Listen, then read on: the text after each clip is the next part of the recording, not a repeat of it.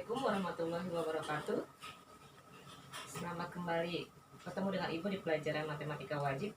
Anak-anak semua sehat, mudah-mudahan Ibu doakan kalian sehat selalu, kemudian selalu berbahagia di rumah walaupun kalian tidak bisa kemana-mana. Kali ini pun kita memang tidak ketemu di dunia nyata, tetapi kita tetap ketemu di dunia maya, tapi tidak terlalu masalah bagi kita ya nak ya. Nah sekarang Ibu lanjutkan materi yang kemarin sudah kita bahas. Kemarin itu kita membahas tentang pertidaksamaan linier dua variabel dengan grafik, kemudian dengan bagaimana kita membuat fungsi itu jadi punya daerah arsiran, kemudian dengan garis ya. Kalian sudah Ibu kenalkan seperti itu. Nah itu adalah dasar yang akan kalian pelajari selanjutnya. Nah untuk kali ini kita masuk sekarang ke materi bagaimana menentukan nilai maksimum dari minimum dan minimum jika ada fungsi optimum yang diketahui, kemudian ada fungsi kendala yang diketahui di soal. Jadi misalkan Ibu berikan contoh soal seperti ini. Tolong perhatikan. Ada contoh soal, tentukan nilai maksimum dari f x, y sama dengan 4x plus y. Nah ini disebut sebagai fungsi optimum. Kalau kalian ditanya apa sih yang dimaksud dengan fungsi optimum? Fungsi optimum itu adalah fungsi yang nantinya bisa menghasilkan nilai maksimum atau nilai minimum jika nilai x dan y-nya sudah dicari. Nah, kalau ada pertanyaan lagi dari kalian, dari mana Bu nyari x dan y-nya? Biasanya nilai x dan y itu diperoleh dari fungsi kendala. Ya, misalkan contoh di soal ini dengan fungsi kendala, di sini tuliskan fungsi kendala.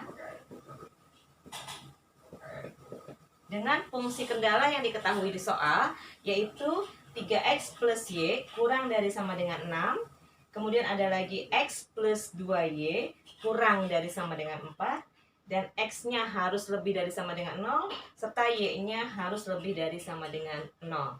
Nah, itu adalah fungsi kendala yang diketahui di soal. Nah, satu-satunya cara untuk bisa mencari nilai maksimum atau nilai minimum, tapi di soal ini yang diminta adalah berapakah nilai maksimumnya. Maka kalian harus menggambarkan fungsi kendala yang ada. Nah, Bu, fungsi kendala digambarkan sebagai apa? Digambarkan sebagai grafik. Yang kemarin sudah Ibu jelaskan bagaimana jika kalian menemukan pertidaksamaan linier, harus bisa menggambarkannya dalam bentuk grafik. Nah, satu-satu kita bahas, oke? Mudah-mudahan kalian masih bisa menerima ya, walaupun kita hanya ketemu di video ini, tapi Ibu minta kalian tetap konsentrasi tinggi.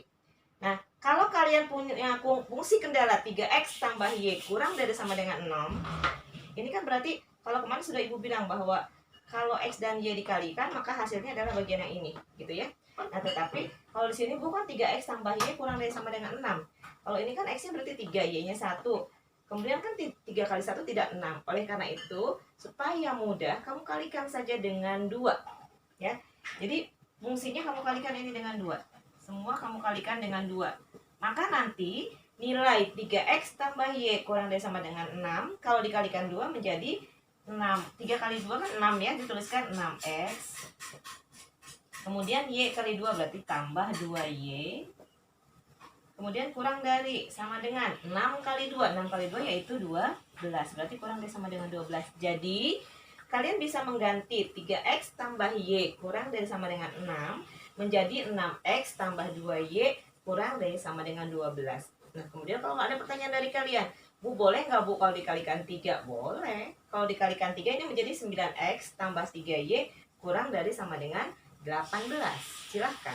Tapi kan yang paling mudah kan kita kalikan saja dengan 2 supaya tidak terlalu besar angkanya. Paham?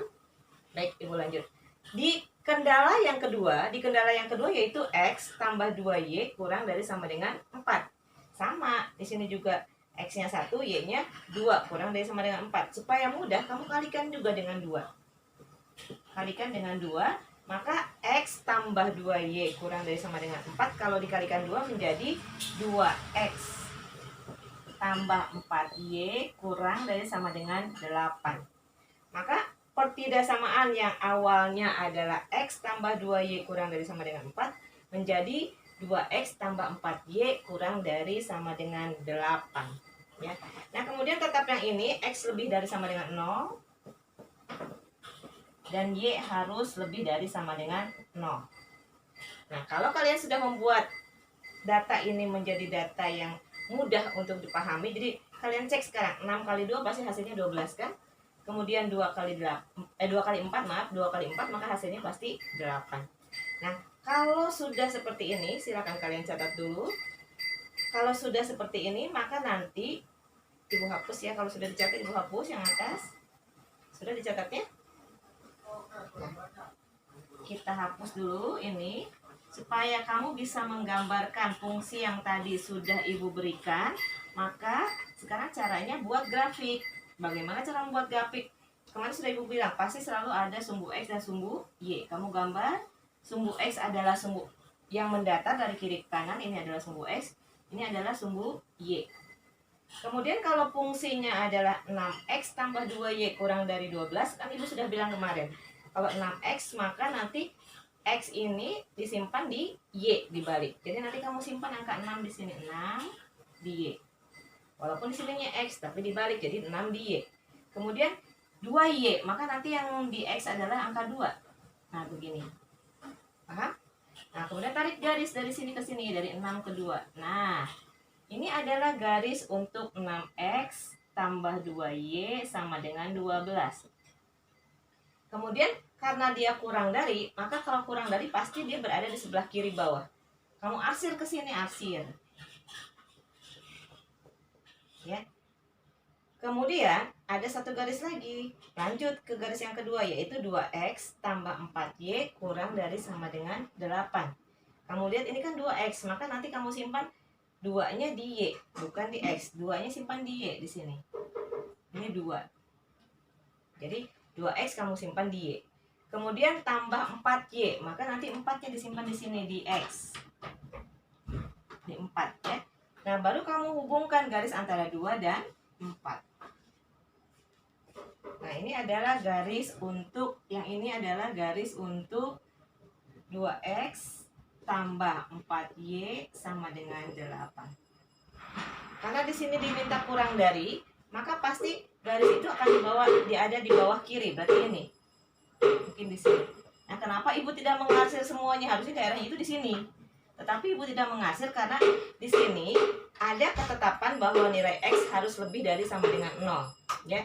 Nah, yang disebut dengan X sama dengan 0 adalah di sini. Ini adalah X sama dengan 0 karena di sini 0. Maka kalau dikatakan X lebih dari 0, itu berarti ada di sebelah kanan. Maka pasti dia ada di posisi sebelah kanan dari garis X sama dengan 0. Pasti akan di sini. Ya, Ibu berikan ini di sini karena dia ada di bawah dua garis yang tadi. Kemudian Y harus lebih dari sama dengan 0. Yang disebut dengan Y lebih dari sama dengan 0, maka kamu lihat di manakah garis Y sama dengan 0 dulu. Kalau ini adalah garis X sama dengan 0, maka ini yang berada di sumbu X itu disebut sebagai Y sama dengan 0. Ya. Nah, maka kalau sudah begitu, kita cek di manakah daerah arsiran yang berada atau yang mewakili Y lebih dari sama dengan 0. Berarti di sini daerahnya. Nah, daerah yang punya arsiran semua itu adalah daerah ini. Ini ya. Ini yang penuh arsirannya, yang hitam. Itu adalah disebut sebagai daerah himpunan penyelesaian. Ini daerah HP atau daerah himpunan penyelesaian. Karena dia betul di bawah garis 6X tambah 2Y sama dengan 12. Kemudian juga dia betul di bawah garis 2X tambah 4Y sama dengan 8. Tapi dia di atas garis X sama dengan 0. Jadi X lebih dari sama dengan 0 itu artinya adalah dia di atas X sama dengan 0. Berarti di sebelah kanannya. Kemudian Y lebih dari sama dengan 0 berarti di atas garis Y sama dengan 0. Ya. Maka daerah HP-nya adalah ini. Kemudian untuk mencari titik optimum atau titik-titik mana saja yang menyebabkan nilai itu maksimum, caranya begini. Beri nama ini titik A, kemudian ini titik B, dan ini titik C.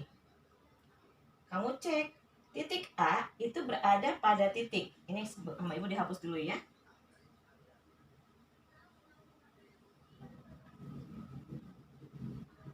Tadi di soalnya ditentukan fungsi optimumnya.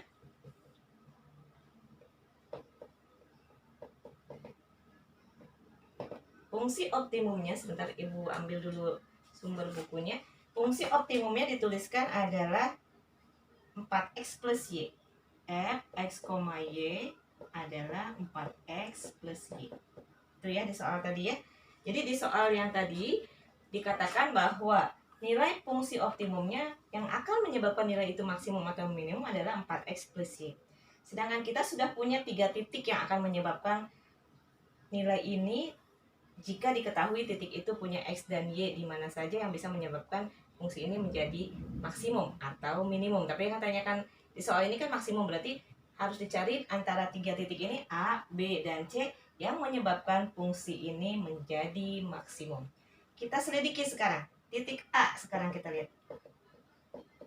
Titik A itu sama dengan, kamu lihat ini 0, ini 2 kan? Kamu tuliskan 0,2. Apa yang dimaksud dengan 0,2? Yang dimaksud dengan 0,2 adalah X-nya sama dengan 0 dan Y-nya sama dengan 2.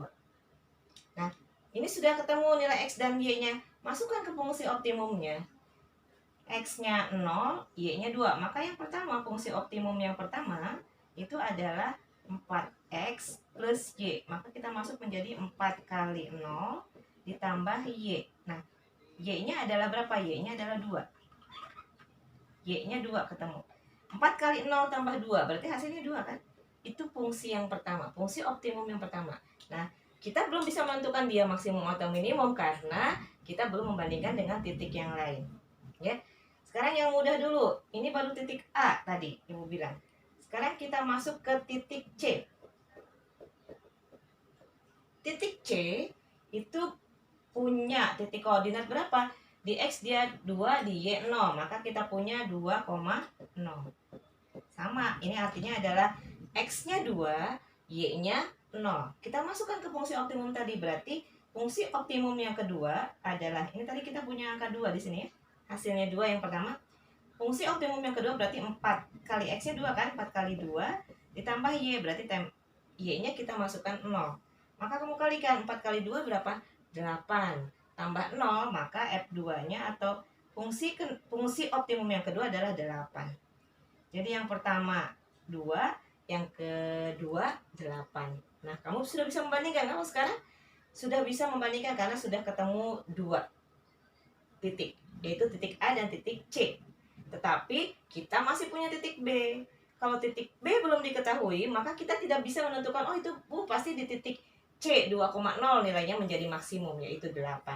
Tidak bisa begitu karena kita masih punya titik B. Kita perhatikan titik B di sini kan? Titik B itu adalah hasil pertemuan antara garis 6X tambah 2Y sama dengan 12 dan garis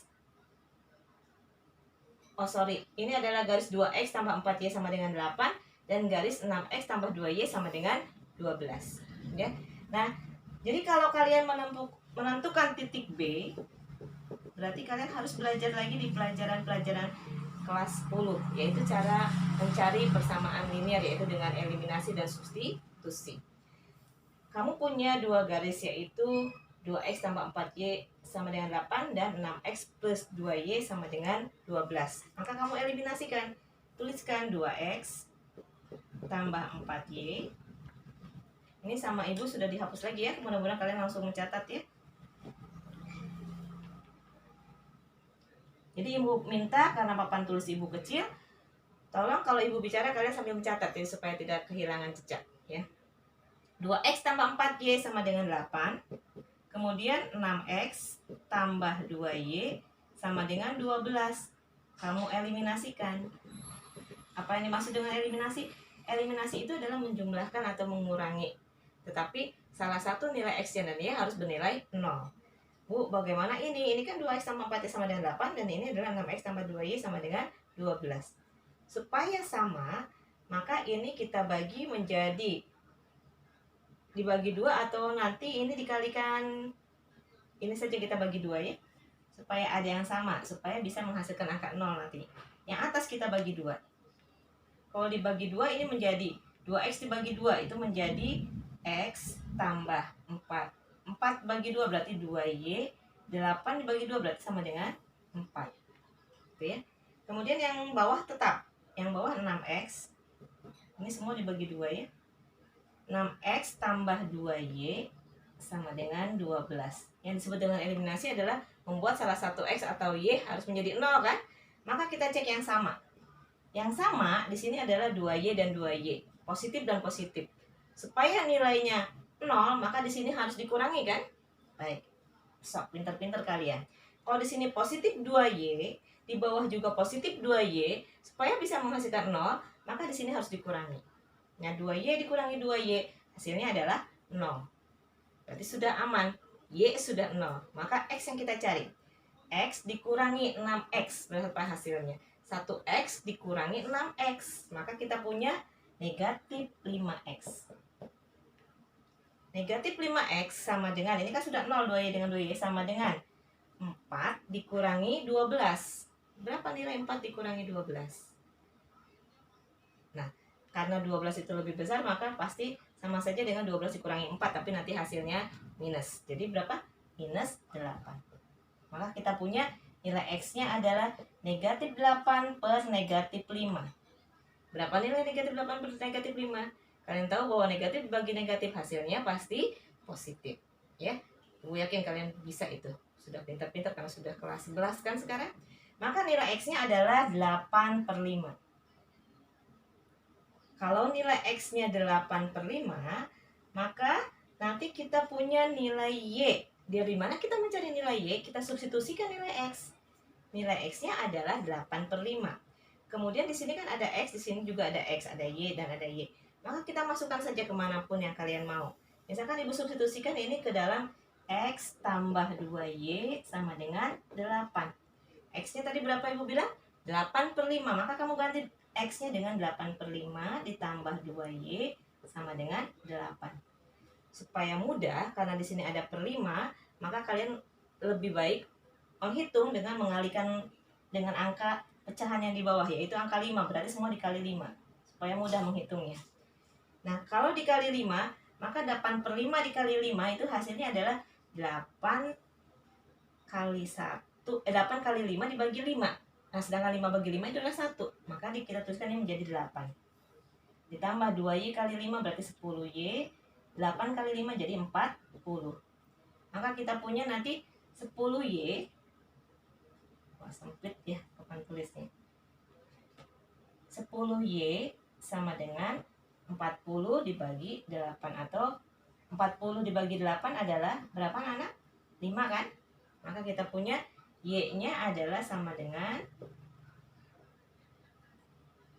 langsung berarti 10Y sama dengan 48. 40 dikurangi 8 jadi berapa? Karena kan 8 tambah 10Y sama dengan 40. Kemudian kita lihat bahwa ini beda ya ke sini. Kita carikan Y-nya, maka ada 10Y sama dengan 40 dikurangi 8 berarti jadi 36. Karena di sini kan ruas kiri 8, kalau dipindahkan ke ruas kanan jadi negatif 8. Jadi tinggal 40 dikurangi 8 berarti 32. Positif ya, 32. Jadi kita punya Y-nya adalah 32 dibagi 10. Jadi X-nya adalah 8 per 5, Y-nya adalah 32 dibagi 10. Kalau kita mau perkecil itu, kita bagi berapa? 32 dibagi 10 berarti dibagi 2 ya, dibagi 2 berarti jadi menjadi Y sama dengan 16 per 5. Jadi X-nya 8 per 5, Y-nya 16 per 5. Kemudian kita masukkan ke fungsi optimum yang ketiga. Jadi fungsi optimum yang ketiga adalah 4X plus Y kan? Maka kita masukkan X-nya 8 per 5, Y-nya 16 per 5. Maka kita tuliskan 4 kali 8 per 5 ditambah Y-nya yaitu 16 per 5. Ini hapus dulu supaya mudah. Ini Ibu pindahkan sini ya, sini 0. Nah, 4 kali 8 per 5 itu sama dengan 32 per 5.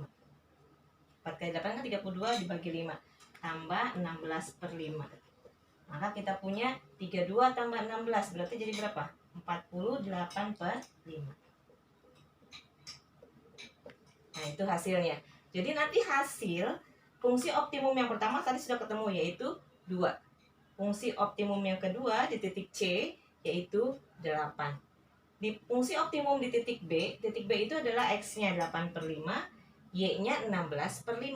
Maka kalau kita masukkan menjadi 4 kali 8/5, ini adalah 32/5 ditambah dengan 16/5. Jadi kita punya 48/5.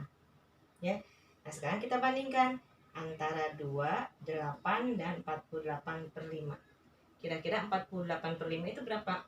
45 itu kan 9 kali 5 ya, maka 48 itu adalah 9. Ini berarti 48, 45 berarti masih tersisa 3. 9 3/5. Nah, kamu tinggal bandingkan.